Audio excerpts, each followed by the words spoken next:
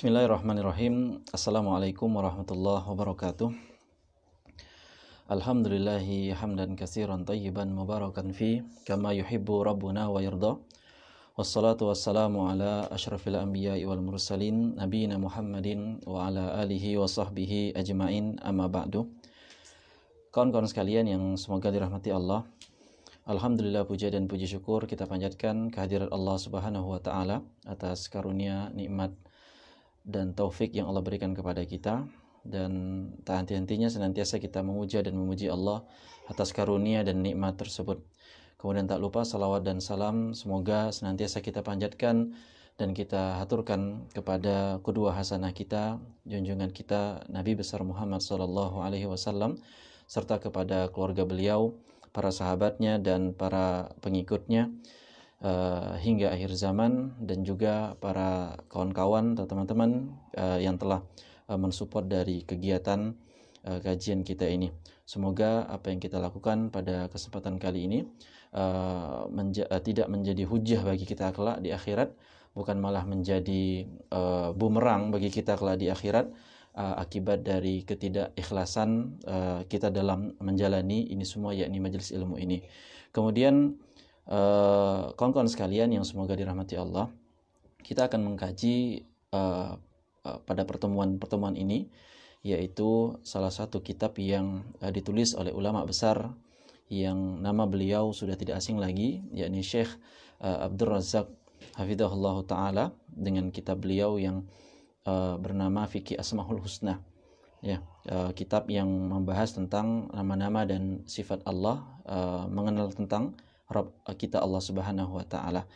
Akan tetapi pada kesempatan kali ini kita tidak akan memasuki pada pembahasan kitab tersebut, dan kita akan memberikan muqaddimah seperti yang sudah di-broadcastkan atau sudah disebarkan dari informasi kajian ini. Kita akan berbicara tentang yang diberikan judul oleh teman-teman, yaitu Back to Basic, ya.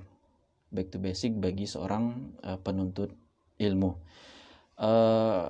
Kawan-kawan sekalian, hadirin dan hadirat dimanapun berada yang semoga dirahmati Allah, karena back to basic ini adalah poin penting sebuah rumah, ya, sebuah rumah atau sebuah bangunan yang mana semuanya butuh pondasi, ya, butuh pondasi.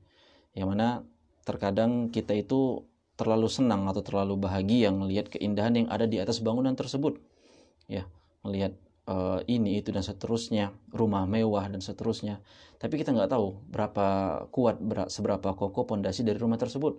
Kadang baru setahun aja rumah itu udah ada retakan, ya, karena mungkin pondasinya nggak kuat dan seterusnya. Maka daripada itu kita akan membahas masalah ini, tentang kenapa harus dasar pondasi atau basic. Kawan-kawan sekalian yang semoga dirahmati Allah, karena pada hari-hari ini, pada tahun-tahun ini, banyak dari saudara-saudara kita dari kalangan mungkin dunia entertainment seterusnya mendapatkan hidayah dari Allah Subhanahu wa taala, dan istilah hijrah sudah tidak asing di sekian banyak orang, dan banyak orang semakin semangat melangkahkan kaki-kakinya di rumah Allah Subhanahu wa taala. Tapi realitanya adalah tidak sedikit dari mereka itu nggak tahu bagaimana para ahli ilmu, para ulama, para wali-wali Allah, para orang-orang saleh itu belajar bagaimana mereka mempertahankan hidayah tersebut, bagaimana mereka berhijrah tersebut. Ya, padahal salah satu kunci sukses bagi para penuntut ilmu adalah bagaimana mereka mengikuti para wali-wali Allah, baik dari kalangan orang-orang soleh, para ulama, ya, orang-orang yang bertakwa dan seterusnya, ya. Maka ini yang harus kita camkan. Dan wali-wali Allah ini kita akan lihat bagaimana atau kenapa kita harus mengikuti metode mereka, ya, kenapa kita harus mengikuti metode mereka dari para orang-orang saleh tersebut, para ulama tersebut, dan wali-wali Allah tersebut, ya.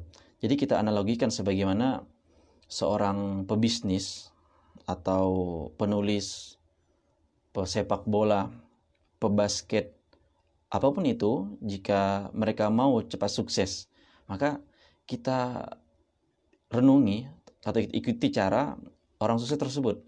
Maka kawan-kawan sekalian yang semoga dirahmati Allah, Nabi Shallallahu Alaihi Wasallam pernah bersabda yang hendaknya kita renungkan bersama. Ya, tadi kita sudah mengajak kawan-kawan untuk berpikir, menganalogikan sesuatu antara hidayah, hijrah, dan orang-orang dari duniawi seperti pebisnis, penulis, atlet, dan seterusnya. Kita lihat bagaimana Nabi Shallallahu Alaihi Wasallam bersabda dalam sebuah hadis yang diriwayatkan Imam Al-Hakim dalam Al-Mustadraknya dan disahihkan oleh Imam Al-Hakim juga, dan disepakati juga Al-Imam Az-Zahabi rahimahullah. Nabi Shallallahu Alaihi Wasallam bersabda dalam hadis riwayat Anas radhiyallahu an, man humani la yashba'an. Ada dua kelompok, ada dua kategori yang orang-orang ini yang nggak pernah kenyang, artinya tamak.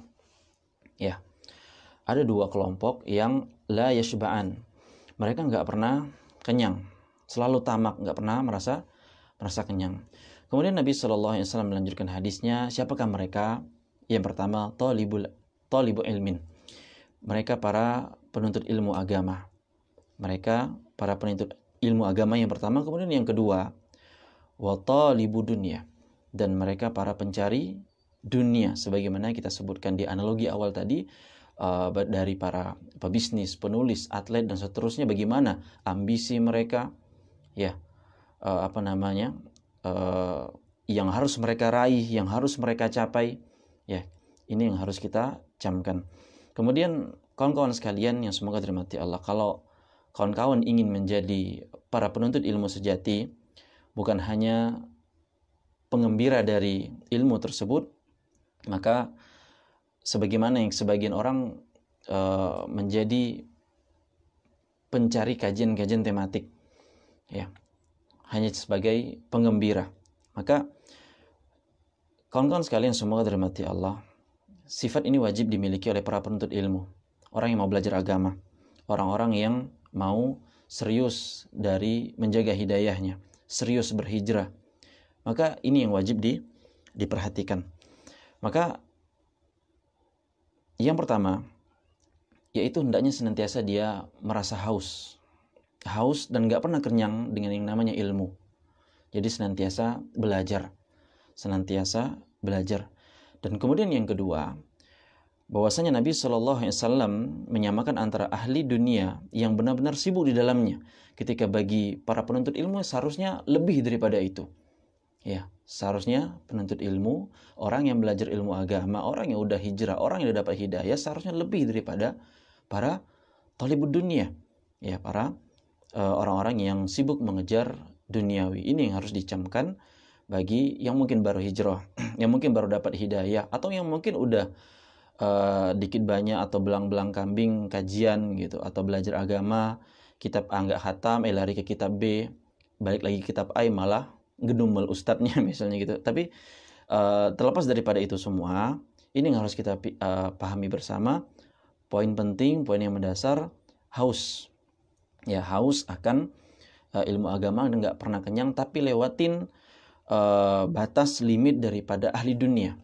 Ya, para penuntut dunia, talibud dunia, sebagai talibul ilmin, lewatin tuh limit mereka. Maka kawan-kawan sekalian yang semoga dirahmati Allah, kita akan sampaikan beberapa dari studi case-nya, sebagaimana yang disebutkan dalam kitab Al-Kifayah. Abu Ali rahimahullah ta'ala mengatakan, dahulu kita itu dulu, ya, mendengar riwayat-riwayat dari para sahabat Nabi SAW, dan ketika kita dengar di Irak atau Basrah, ya, kota Basrah, maka beliau lanjutkan, begitu kita dengar hadis dari Umar bin Khattab, Abu Hurairah, dan sahabat-sahabat yang lainnya, kita itu nggak pernah puas sampai kita siapkan planning, ya, mungkin bahasnya kalau kita zaman sekarang ini cari kantor travel gitu ya. Ya. Tapi masalahnya kalau cari kantor travel itu pada hari ini itu orang ya wisata gitu kan. Ya syukur-syukur kalau umroh mungkin ya, alhamdulillah. Tapi kalau wisata senang-senang segala macam, maka Ini sungguh kondisi kita sangat kebalikan dengan bagaimana para salafus saleh terdahulu. Kata Abu Ali rahimahullah bahwasanya dahulu kita itu dengar riwayat, ada riwayat dari Umar bin Khattab, ada riwayat dari Abu Hurairah. Kita tuh nggak puas, kata mereka. Kita nggak puas sampai kita atur perjalanan, kita siapin perjalanan ya ke Madinah untuk mendengar langsung dari lisan-lisan mereka. Ya, mendengar langsung dari lisan-lisan mereka. Allahu Akbar. Kawan-kawan sekalian semua dirahmati Allah. Tadi dari mana kata Abu Ali ya? Dari Basrah, Irak. Ya, negeri Irak. Sampai ke traveling kemana? Madinah, Al-Munawwarah. Subhanallah. Padahal ini juga pikirin bersama-sama. Kita pikirin bersama-sama. Padahal hadisnya udah dengar. Padahal hadisnya udah dengar, udah diketahui. Apalagi ulama-ulama dulu udah paham tuh sama tuh hadis. Udah paham. Subhanallah. Tapi inilah penuntut ilmu sejati. Haus nggak pernah. Haus terus, nggak pernah kenyang. Ya, nggak pernah kenyang. Maka kawan-kawan sekalian semua rahmati Allah, Abu Ali rahimahullah, mereka berambisi, punya cita-cita, walaupun udah tahu, udah paham, dan udah ngerti ngeh banget. Akhirnya apa? Mereka datang secara langsung ke kota Madinah. Maka ini membuktikan shadaqa Rasulullah sallallahu alaihi wasallam bahwasanya sabda Nabi tadi di awal yang kita sampaikan terkait dengan dua kelompok yang sangat punya ambisi kuat, nggak pernah hilang rasa hausnya, nggak pernah kenyang. Ini mereka para penuntut ilmu yang benar-benar para penuntut ilmu, dan para penuntut dunia yang juga mereka benar-benar totalitas dengan duniawi mereka. Maka kawan-kawan yang semoga dirahmati Allah, kita akan sampaikan sebagaimana ya case-nya para penonton bola atau para supporter bola. Karena namanya bola ini saya rasa sebuah analogi yang tua muda ya semua pakai atau masuk gitu loh ya. Dakwahnya sepak bola ini saya rasa sangat benar-benar meresap di semua kalangan ya, orang menengah ke atas, menengah ke bawah semua. Iya, kalau ada namanya fans Liverpool gitu kan ya. Ya ada orang yang kaya, ada orang miskin gitu loh. Tetap aja jadi fans berat gitu. Nah, maka para penonton bola, penikmat bola ya, kenapa kadang mereka itu harus rela-rela keluar duit banyak, mungkin dia orang Indonesia, terus datang ke stadion markasnya ya, nonton secara langsung di stadionnya tersebut, padahal nonton di TV di rumah gitu kan, apalagi TV-nya mungkin antena analog masih gitu ya, belum LED segala macam, tapi di rumah dapat tuh semua tayangan gitu kan, bisa di replay lagi segala macam, lebih enak, lebih santai gitu kan, daripada harus datang ke stadion desak-desakan ya. Belum lagi kalau sampai terjadi keributan kan biasa gitu tuh ya, antara supporter A, supporter B kan kita paham gitu loh, nggak cuma di Indonesia, karena di luar negeri pun juga terjadi hal-hal tersebut ya. Maka apa yang dikejar ya, apa yang dikejar ya, jawabannya adalah atmosfernya ya, rasanya gitu loh ya. Ini yang mereka kejar atau mereka rasakan ketika mereka menjadi penuntut dunia secara totalitas atau secara menyeluruh gitu loh. Begitu pula sebagaimana Abu Ali rahimahullah ta'ala tadi, mereka ya 11-12 dengan mungkin yang kita hidup di zaman ini, waliyatubillah. Maka kawan-kawan sekalian yang semoga dirahmati Allah, kenapa kita mungkin masih ada ataupun enggak itu untuk dunia tuh mau, tapi kenapa untuk akhirat enggak ya, untuk Allah enggak, untuk Rasul enggak gitu loh. Maka alasan ini seharusnya digunakan juga untuk mengatakan bahwa ya atmosfernya kajian juga berbeda. Ketika mungkin kawan-kawan cuman sambil magang HP ngelihat Ustaz Irfan lagi live nih gitu kan ya, dilihat aja gitu kan di ya sekilas aja gitu loh, kayak tayangan gitu loh. Ya mungkin kawan-kawan ada yang fans beratnya Barcelona gitu kan, rupanya kena bantai gitu sama Bayern Munchen tadi malam misalnya gitu kan. Yang lihat beritanya mungkin di apa? Di apa namanya? Dipalingin aja gitu. Diserap dengan sebenar-benarnya. Maka ini yang harus kita renungkan, bahwasanya kita harus timbulkan rasa ini, ya. Karena kalau kita udah serius benar datang ke kajian, karena suasana di sana, tempat di sana, di rumah-rumah Allah didatangin malaikat. Ya, malaikat datang merahmati, memberkahi, ya, suasananya juga beda dan seterusnya. Maka ini yang harus kita perhatikan. Dan kita datang ke tempat-tempat mulia tersebut,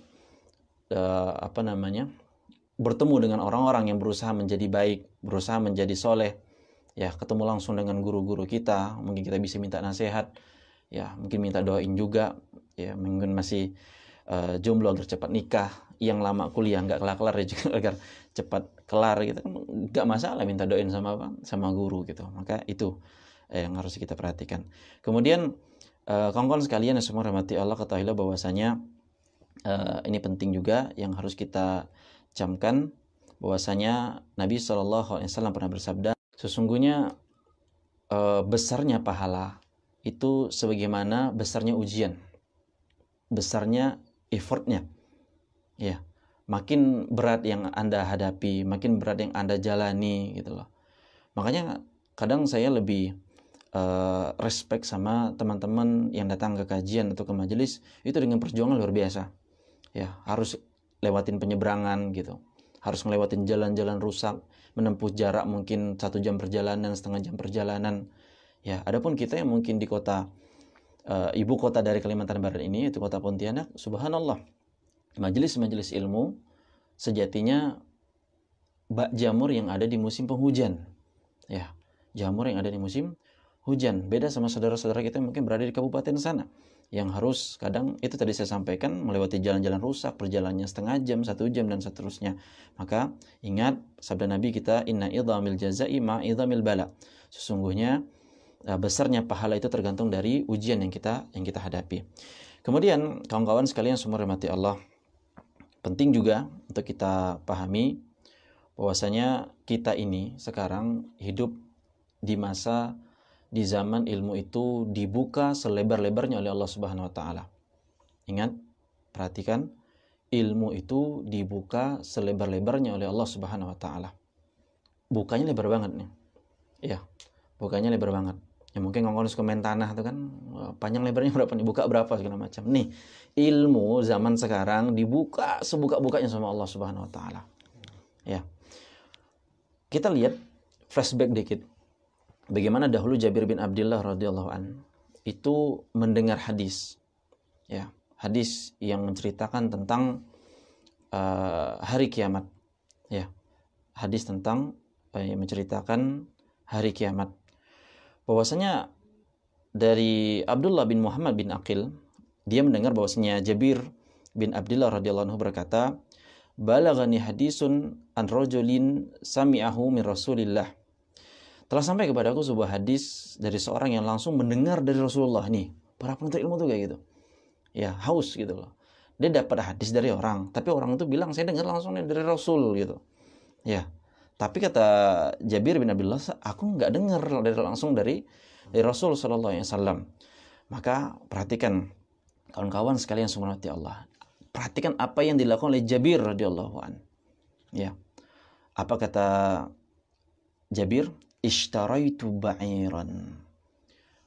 Aku beli onta. Subhanallah. Jadi kalau antum kawan-kawan, ya, misalnya dengar hadis, atau mungkin zaman kita sekarang nih dengar apa namanya? Ada apa?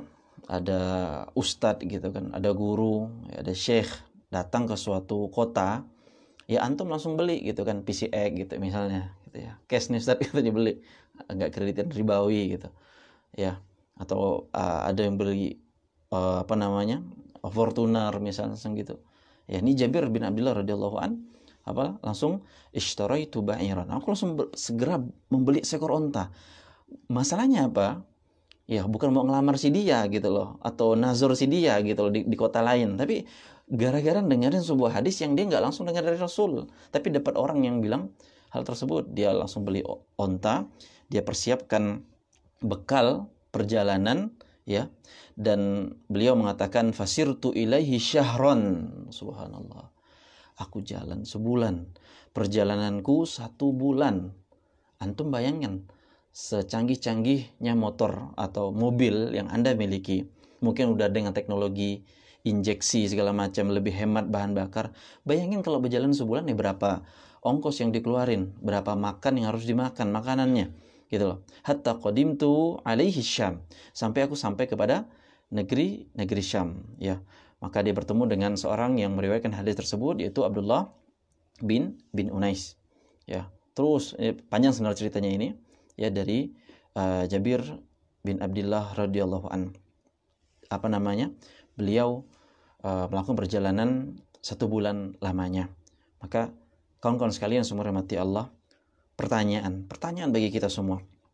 Antum untuk dapetin tuh hadis tadi, ya. Hadis yang Nabi Shallallahu alaihi wasallam menyatakan bahwasanya fil qisasi fa khasyitu an tamuta aw amuta qabla an asma'uhu. Kata Jabir radhiyallahu an, aku takut mendengar atau aku khawatir, ya, yaitu tidak mendengar hadis ini langsung dari Rasul sallallahu alaihi wasallam tentang hadis pembalasan kezaliman pada hari kiamat. Ya, ketika Jabir ketemu dengan Abdullah bin Unais, dia mengatakan, aku udah dengar hadis, gitu loh. Dikabarkan bahwasanya, wahai Abdullah bin Unais, kau tuh dengar langsung dari Rasul sallallahu alaihi wasallam. Aku tuh khawatir engkau tuh meninggal dan aku belum mendengar langsung dari orang yang mendengar langsung dari Rasul sallallahu alaihi wasallam. Subhanallah. Maka Abdullah bin Unais pun menyampaikan hadis yang dia dengar dari Rasul. Qala sami'tu Rasulullah sallallahu alaihi wasallam yaqul yuhsyarun nasu yaumal qiyamati, dan seterusnya. Ya. Dari hadis tersebut, manusia akan dikumpulkan pada hari kiamat, kata Nabi sallallahu alaihi wasallam, dalam keadaan telanjang, nggak berkhitan, nggak pakai alas kaki, dan seterusnya dari hadis tersebut. Maka kawan-kawan sekalian semua rahmati Allah, kita kalau mau dapatkan hadis tadi barusan nih, pakai beli onta nggak sana? Pakai beli kendaraan apa enggak? Pakai keluar dana banyak apa enggak? Capek-capek apa enggak? Enggak, subhanallah. Modal jempol, modal 10 jari, ya, ketik aja, pencet aja, gitu loh. Udah keluar tuh hadis, ketemu tuh hadis. Mau yang konteksnya ada terjemahan bahasa Indonesia atau yang blok-blok isinya bahasa Arab semua, ketemu. Hatta sampai antum cari dalam bahasa Inggris pun saya rasa pasti ada. Agamanya udah tersebar, udah kebuka oleh Allah Subhanahu wa taala. Maka kita ingin mendapatkan satu hadis, atau saya ralat antum kalau mau dapatkan satu kitab hadis, Sahih Bukhari, Sahih Muslim, gitu kan, ya, dan kitab hadis-hadis yang lainnya, subhanallah, modal dengan mungkin tethering teman, gitu ya, wifi gratisan di warung kopi, modal beli kopi mungkin 6.000, 5.000, gitu kan ya, atau mungkin di kampus ada wifi gratis juga, gitu kan. Untuk pendidikan zaman sekarang kan banyak di apa namanya, dibuka free, gitu kan ya. Maka dapat, subhanallah, Allah buka semua ilmu tersebut, ya, Allah buka ilmu tersebut, dan nggak butuh waktu lama, apalagi kalau udah 20 Mbps itu kecepatannya kan, udah tuh sekedip mata banget udah dapetin satu buku hadis, modalnya hanya jempol, nyantai sambil ngopi lagi, subhanallah, ya, modalnya sangat mudah sekali. Maka kawan-kawan sekalian subhanallah, Allah, selanjutnya Syu'bah rahimahullahu ta'ala mengatakan, di antara para ulama salafus saleh terdahulu, bagaimana mereka menceritakan mereka berkorban harta yang gak sedikit untuk belajar atau menuntut ilmu. Karena sejatinya memang menuntut ilmu agama itu harus siap jauh dari dunia dan ketenaran, hidup sederhana, ya, dan terkadang dia mengorbankan harta mereka, ya, sebagaimana para ulama terdahulu. Di antara mereka adalah Syu'bah rahimahullahu ta'ala. Beliau pernah mengatakan, man talabal haditha aflas. Barang siapa yang menuntut ilmu hadis atau belajar agama tuh aflas, bangkrut. Subhanallah. Kalau di benak kita nih, kalau dengar kata bangkrut tuh mungkin ada teman baru buka ayam geprek sebulan, qadarullah corona gitu ya. Langsung ya Allah, kata orang Melayu sini Pak Po Ustaz katanya gitu. Nggak ada untungnya, habis gitu, subhanallah. Ya, tapi kita nggak boleh gitu sama Allah Subhanahu wa taala. Tapi perhatikan kawan-kawan sekalian subhanahu Allah.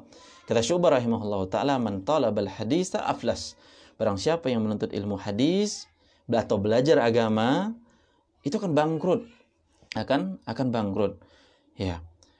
Dan begitu pula perkataan ini selaras dengan perkataan Al-Imam Syafi'i rahimahullah. Imam Syafi'i pernah bilang gini, la yasluh talabul ilmi illa limuflis. Tidak layak bagi seorang penuntut ilmu kecuali orang yang siap miskin atau bangkrut. Subhanallah. Lebih dalam lagi nih, yang mungkin kita pada umumnya atau jumhurnya mengatakan ya mazhab Syafi'i ini, Imam Syafi'i bilang nggak layak seorang penuntut ilmu atau yang serius pengen belajar agama datang ke kajian segala macamnya itu kecuali orang-orang yang siap miskin atau bangkrut. Subhanallah. Ya. Maka kawan-kawan sekalian yang semoga dirahmati Allah, ini penting banget bagi kita semua untuk kita pahami, kita renungkan agar ya kita benar-benar ya. Imam Syu'bah rahimahullah taala dahulu itu mengatakan bahwasanya barang siapa yang mencari hadis dengan serius ya bakal bangkrut ya. Karena aku tuh dulu pernah jual baskom, pernah jual ember ya, seharga 7 dinar untuk aku gunakan menuntut ilmu agama ya, untuk menuntut ilmu agama. Dan begitu pula Imam Ibnu Sa'ad mengatakan bahwasanya aku mendengar dari Musa bin Abu Dawud rahimahullah taala bahwasanya Al-Haytham bin Jamil di antara para ulama salaf terdahulu itu bangkrut 2 kali. Ya, bangkrut 2 kali. Subhanallah, bangkrut 2 kali.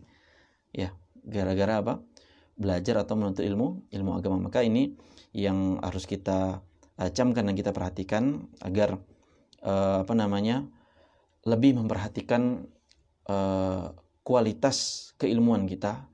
Jangan memerhatikan style antum aja gitu atau gaya antum. Kadang kita itu kalau udah cari pakaian, cari peci, apa sih peci yang sekarang tuh saya nggak tahu namanya tuh, head peci apa? Namanya peci head atau apa tuh ya? Mickey head. Nah, gitu ya. Terus kokonya atau gamisnya, apalagi merek-merek, subhanallah gitu kan.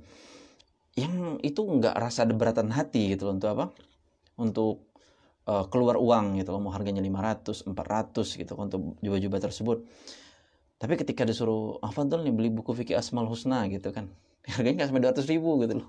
Tapi mikir, ini berat nih Ustaz, katanya belajar gitu. Atau udah beli aja Fathul Bari gitu kan, Syarah Sahih Bukhari, itu lebih banyak lagi jilidnya gitu. Subhanallah. Maka ini yang harus kita camkan dan kita renungkan. Wajar para ulama salaf dulu bangkrut, tapi bangkrut mereka untuk akhirat gitu loh. Itu baliknya juga selamanya di akhirat gitu loh. Dia keluarin untuk kehidupan akhirat mereka dari ilmu syar'i. Maka kita jangan sampai dikit-dikit uzur ya syar'i pula di bawah gitu. Ya, dikit-dikit uzur syar'i. Ustaznya nanya, antum kok nggak datang kajian kemarin? Aduh, motor dipakai Ustaz, motor di rumah cuma 1, anggota keluarga ada 10 katanya gitu kan. Udah tuh nggak kepake motornya gitu kan. Uzur berarti ini, subhanallah. Padahal di mana? Kajiannya mungkin di Parit Haji Husin 2 gitu. Rumahnya di Parit Haji Husin 1 gitu. Subhanallah. Ini harus kita camkan gitu loh. Sedangkan ulama terdahulu sampai jual ini, jual itu gitu loh. Ngorbanin ini, ngorbanin itu gitu loh. Sebagaimana juga Imam Syafi'i dahulu orang yang sangat nggak ada menguzur syar'ikan dirinya. Ketika beliau datang ke majelis ilmu, beliau miskin, kecilnya miskin, fakir, dirawat yatim lagi ayahanda beliau meninggal. Beliau datang ke majelis ilmu, tahu adab menuntut ilmu, ngapain nyatet, nulis gitu loh. Ya. Karena beliau nggak punya kemampuan untuk bisa beli kertas, bisa beli kitab. Akhirnya apa? Dalam riwayat ceritakan Imam Syafi'i nulis di tulang, subhanallah. Ya, nulis di tulang. Ini sebuah tamparan keras bagi kita semua untuk lebih jangan dikit-dikit uzur syar'i untuk belajar gitu loh. Ya. Maka perbandingan dengan kita sekarang, kawan-kawan sekalian, subhanallah Allah, bagaimana para ulama terdahulu, mereka jauh-jauh perjalanan, berusaha keras pergi ke rumah gurunya, ya, para ulamanya dan seterusnya. Sedangkan kita pada hari ini, pada zaman ini, itu tinggal WA doang, tinggal telepon doang, tinggal mungkin ada aplikasi halo ustadz doang gitu. Ya subhanallah. Ya, jadi jadwalin tuh ustadznya bukanya kapan, tinggal telepon, tinggal buka gitu loh. Ya, artinya apa? Ilmu benar-benar dibuka sama Allah, benar-benar dibuka. Apalagi yang dengan sembarangan nyebarin WhatsApp ustadz gitu kan ya. Kan ada sebagian ustadz nggak mau sembarangan kontaknya disebar. Tapi ada sebagian juga ya mungkin nggak beradab sama guru, akhirnya nyebarin kontak ustadznya gitu tanpa izin dan segala macam. Ya, akhirnya apa? Ya siapa aja mudah tuh masuk ya ustadz, atau mungkin teror ustadz segala macam gitu ya. Maka ini penting untuk kita perhatikan. Kemudian kawan-kawan sekalian yang semoga dirahmati Allah Subhanahu wa taala, kita sampaikan studi case lainnya tentang bagaimana kisah Ja'far ketika mendatangi kajian Al-Imam Al-Madini rahimahullah taala. Beliau itu datangnya di waktu asar, ya. Datangnya di waktu asar gitu loh. Oh, pikiran kita langsung nih, oh ya ngapain, hebatnya di mana Ustaz gitu kan? Hebatnya di mana? Datang di waktu asar, ya. Mungkin biar gak kejebak macet kali Ustaz gitu ya. Dekat maghrib kan mau macet tuh gitu, ya. Enggak, tapi kajiannya apa? Mulainya besok gitu. Mulainya besok pagi, subhanallah. Hamin 1. Kita ini kadang kalau udah mau mudik ya itu tuh bukan Hamin 1 tuh, Hamin 7 pun udah datang duluan gitu. Nah, mungkin kayak kita kalau ada kajian tapi Hamin 7 datangnya tuh. Ya nggak mungkin juga.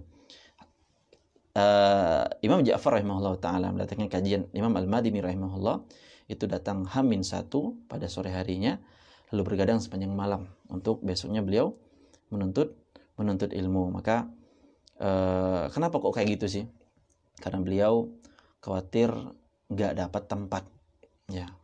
Karena khawatir nggak dapat tempat, ya, untuk dengan serius fokus dengerin apa kajian tersebut. Dan realitanya kita mungkin sebagian pada hari ini datang udah ustadznya duduk di depan, duduknya di belakang pula, senderan pula, selonjoran kaki pula, nggak bawa kitab. Lengkap tuh, subhanallah, lengkap banget apa namanya perkara-perkaranya.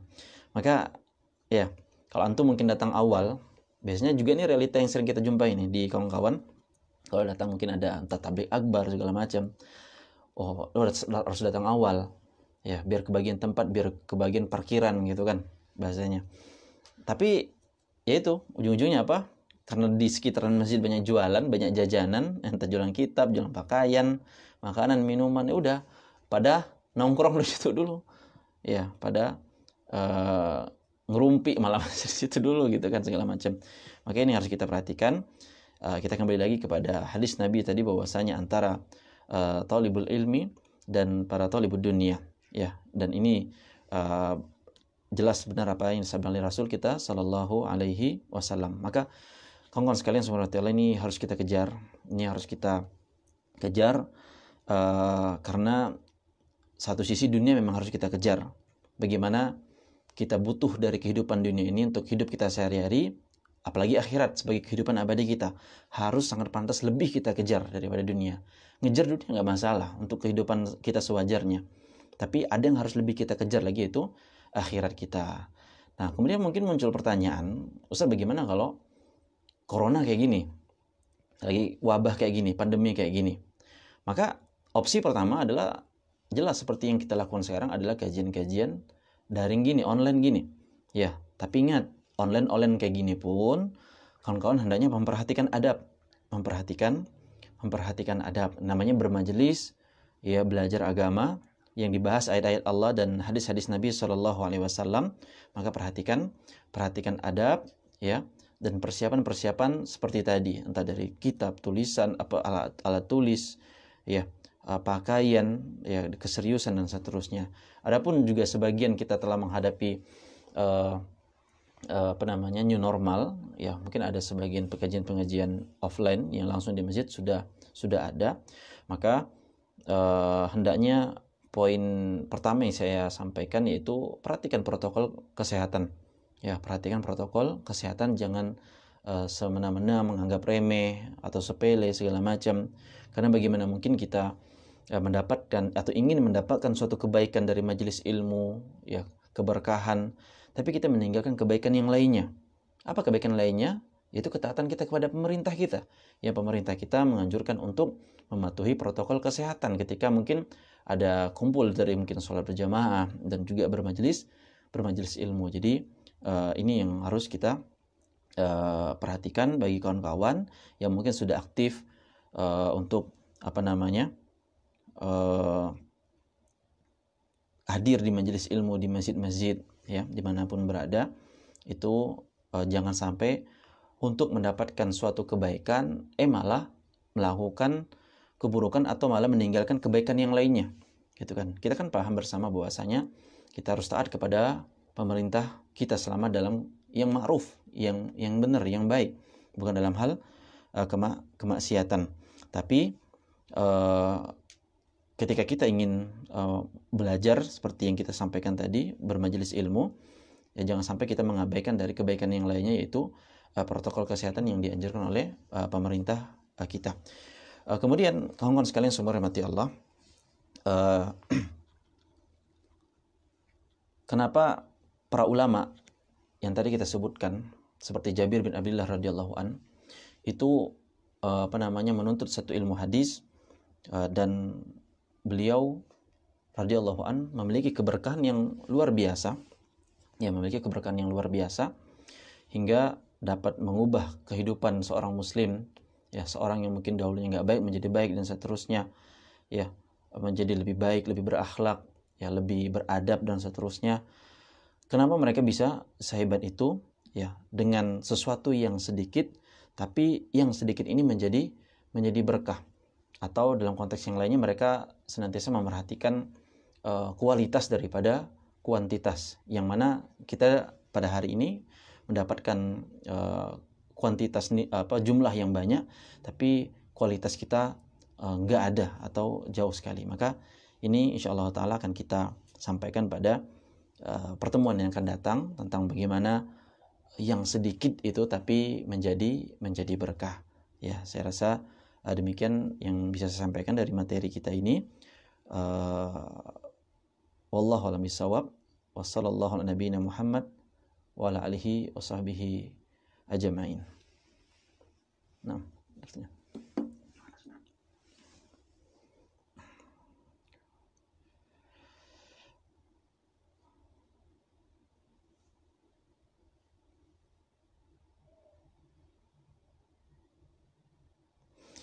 nah, di sini ada beberapa pertanyaan yang akan kita usahakan jawab, dan semoga Allah memberikan kemudahan.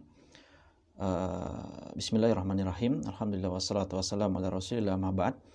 Pertanyaan pertama di sini adalah, Ustaz, saat ini kan ilmu dibuka oleh Allah. Jika dibandingkan dulu, ya, sebagaimana kita bahas tadi, ya, kita dapatin hadis kan gampang banget, hanya modal jempol. Tapi ulama dulu susah banget sampai jalan-jalan, ya, atau maksudnya melakukan perjalanan gitu. Tapi kenapa realitanya kita nggak pernah lebih bertakwa, lebih baik dari mereka? Ya, kenapa kita nggak pernah lebih bertakwa, lebih baik dari mereka? Maka kawan-kawan sekalian semoga dirahmati Allah, yang hendaknya kita pahami, tadi di penutupan kita sampaikan bahwa mereka itu sedikit, tapi kuantitasnya dikit, ya, tapi kualitasnya bukan main gitu loh. Dan ini kaidah ini gitu loh,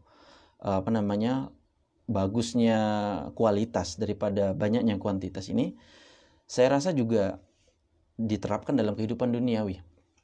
Artinya orang-orang yang kata Nabi tadi di hadis thalibud dunia, orang-orang yang ambisi dengan duniawi, mereka mungkin lah, saya nggak hafal sih berapa gitu loh, berapa banyak sih mobil, kendaraan yang dimiliki sama pesepak bola terkenal, misalnya kayak eh, Ronaldo gitu ya. Hah? Apakah kayak yang punya perusahaan taksi gitu? Punya perusahaan taksi pasti banyak banget mobilnya tuh. Tapi apakah mobil sebanyak itu wah bagus keren dan segala macam? Enggak. Tapi ketika Ronaldo mungkin punya ada sekitar 10 koleksi, 30 koleksi. Oh, tapi yang punya Ferrari gitu, Lamborghini gitu. Wah, subhanallah. Walaupun kuantitasnya segitu doang, tapi kualitas dari apa yang dia punya itu apa? Luar biasa gitu loh. Itu luar biasa. Maka ini yang penting apa namanya?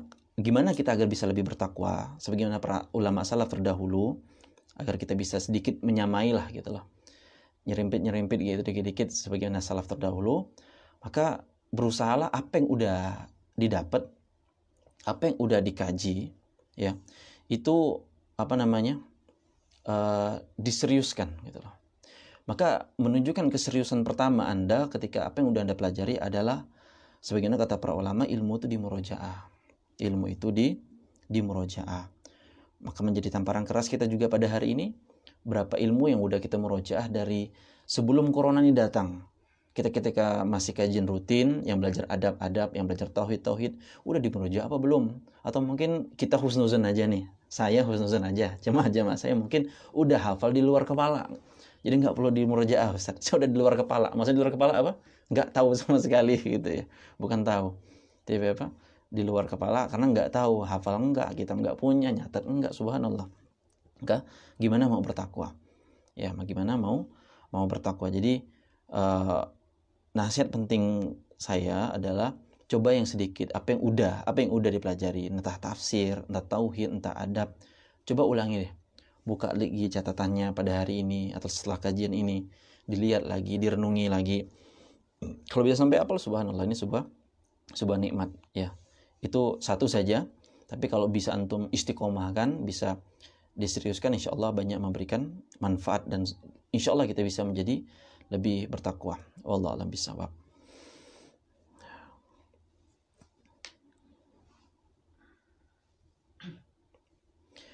Nah, pertanyaan selanjutnya, Bismillahirrahmanirrahim Ustaz.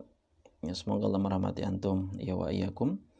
Kami seringkali mengikuti kajian sebuah kitab, akan tetapi kami seringkali futur lalu enggan untuk mengikuti kajian hingga selesai kitab. Apa nasihat untuk kami Ustaz? Nah, jazakallahu khairan atas pertanyaannya wa barakallahu fikum. Nasihat saya adalah ketika, apalagi ini kalau misalnya laki atau cowok ya, apalagi masih bujang gitu, belum nikah. Ini saya rasa ini masih bujang nih gitu lah yang nanya, belum nikah. Maka kalau Anda udah berkomitmen suatu hal, maka fasta'in billah. Ya, minta tolonglah sama Allah. Maksudnya apa minta tolong sama Allah? Agar ini selesai gitu loh. Agar ini nih kelar, agar ini nih benar. Ya. Kenapa saya sampaikan tadi kok ini nih bujang, ini nih belum nikah gitu loh. Karena bagaimana ketika Anda kalau udah mau milih calon pasangan? Ya. Saya selesai nggak sama si Fulana nih ya gitu. Saya bakal selesai nggak sama Aisyah ya? Apa nanti saya bakal nikah sama Fatimah katanya gitu. Ya. Anda sebagai seorang muslim, apalagi bagi pria, begitu pula bagi wanita, belajarlah berkomitmen agar selesai. Adapun futur tuh pasti ada gitu loh. Futur tuh pasti ada. Futur pasti ada, tapi ingat berusaha berkomitmen menyelesaikan. Kalaupun qadarullah masya fa'al, mungkin dari ustadznya nggak bisa lanjutin segala macam, itu bukan salah antum. Tapi kalau antum sendiri yang menyelesaikan diri antum sendiri, antum yang keliru gitu loh. Anda yang salah. Anda yang nggak waktu yang nggak dibagi atau nggak menyediakan waktu gitu loh. Dan ungkapan-ungkapan yang lainnya. Ya, maka kalau udah berazam, ya punya keinginan kuat ini, maka berusahalah semaksimal mungkin sampai selesai atau sampai kelar. Ya, jangan sampai antum yang kalah gitu loh. Jangan sampai antum yang kalah. Jadi itu saran saya, minta tolonglah sama Allah, karena Allah yang nolong kita. Ya, sebagaimana doa yang sering kita baca yang Nabi ajarkan ketika sebelum salam atau setelah sholat, yaitu apa? Allahumma a'inni ala dzikrika. Ya Allah, tolonglah aku untuk senantiasa ingat sama Engkau. Ngingat Allah, zikrika ini kan maknanya banyak. mau dari ibadah, mau dari menuntut ilmu kan ibadah juga gitu kan, mengingat Allah juga, mempelajari ayat-ayat Allah juga. Kalau Anda nggak pernah merenungi ketika selesai salam atau mau salam nih kan, Allahumma inni ala dzikrika, bacanya udah komat kamit tok kayak dukun gitu misalnya. Ya. Dan itu salah kita kadang kalau baca doa itu terlalu kurang menghayati, kurang merenungi, apalagi bacanya sekali. Mungkin dirinya merasa kayak Nabi siapa? Nabi Yunus gitu kan, ketika kemakan ikan paus baca doa sekali, la ilaha illa anta subhanaka inni kuntu minaz zalimin, kelar masalahnya gitu kan. Kita seakan-akan udah kayak Nabi Yunus tersebut gitu loh ya. Tapi kita ini bukan nabi, bukan rasul, nggak tahu soleh apa enggak, takwa apa enggak. Jadi perlu berulang-ulang gitu doa ini dipahami, dan ikutin sunnah Nabi juga diulangin 3 kali gitu. Untuk apa? Untuk lebih baik seperti itu. Wallahu alam bisawab. Nah, pertanyaan selanjutnya. Bismillah, Ustaz, semoga Allah senantiasa menjaga antum wa iyyakum. Ustaz, apakah ada kiat-kiat khusus bagi kami yang baru berhijrah agar istiqomah dalam berhijrah ya? Jazakallahu khairan wa barakallahu fikum. Pertanyaannya, yang bisa saya sampaikan tentang kiat-kiat khusus untuk yang berhijrah istiqomah dalam berhijrah, yaitu sebagaimana nasihat guru-guru kita juga, bahwasanya hendaknya bertahap. Semua hal kalau namanya ada perubahan itu bertahap. Orang mau diet, mau nurunin berat badan, nggak bisa sekonyong-konyong besok nggak makan apa-apa gitu. Orang kadang nggak pernah puasa aja, suruh puasa pertama kali itu biasanya ngambang gitu loh, kepala pusing segala macam gitu. Itu puasa gitu loh, bukan disuruh nggak makan seharian. Ya, begitu pula hijrah. Hijrah ini jalannya berat, berliku, banyak duri dan seterusnya. Ya, jadi antum bertahap, pelan-pelan, sabar. Kalau banyak ujian, banyak tantangan, banyak cobaan dan seterusnya, maka bersabarlah dan bertahaplah. Jangan jangan putus asa, ya. Terus berkawan, berteman sama orang-orang baik, orang-orang soleh. Ya, jangan sekalipun terbetik di diri antum untuk kembali sama teman-teman yang nggak benar dulu. Karena sebagian yang gagal sama hijrahnya ketika dia udah mulai kontak lagi, mulai ngajak ngumpul lagi, itu akhirnya bubar, ambiar gitu, hijrahnya tersebut. Intinya tetap kumpul sama orang soleh, banyak minta nasihat sama ustaz. Mungkin ustaz satu sibuk nggak bisa nih ngeladenin antum, coba ustaz kedua, ustaz ketiga. Ustaz kita bukan satu doang gitu loh. Jadi itu insya Allah bisa membantu untuk istiqomah. Dan juga jangan lupa memperbanyak doa, mohon sama Allah, ya muqallibal qulub, sabit qalbi ala dinik, ya, dan seterusnya. Mohon sama Allah agar diteguhkan, diistiqomahkan gitu loh. Ya, dan diwafatkan dalam keadaan berhijrah, walaupun belum sempurna hijrahnya, maksudnya belum banyak tahu ini itu, tapi kalau udah wafat tapi tulus niatnya, hijrahnya dan seterusnya, maka ini insyaallah sangat baik. Ya, saya rasa demikian, wallahu a'lam bishawab. Jadi kita cukupkan majelis kita. Semoga yang sedikit ini bermanfaat untuk kita semua dan saya pribadi. Ada kurang lebihnya saya mohon maaf, saya mohon ampun kepada Allah sebagai Rabb yang Maha Pengampun lagi penerima taubat hambanya. Adapun segala kebenaran itu datang dari Allah Jalla wa Ala dan Rasulnya Sallallahu Alaihi Wasallam. Kekurangan, kesalahan dari kelemahan ilmu saya, kesalahan saya, dan dari syaitan Allahu alaihi. Dan kita cukupkan majelis kita dengan doa kafaratul majelis. Subhanakallahumma bihamdika asyhadu an la ilaha illa anta astaghfiruka wa atubu ilaik. Wassalamualaikum warahmatullahi wabarakatuh.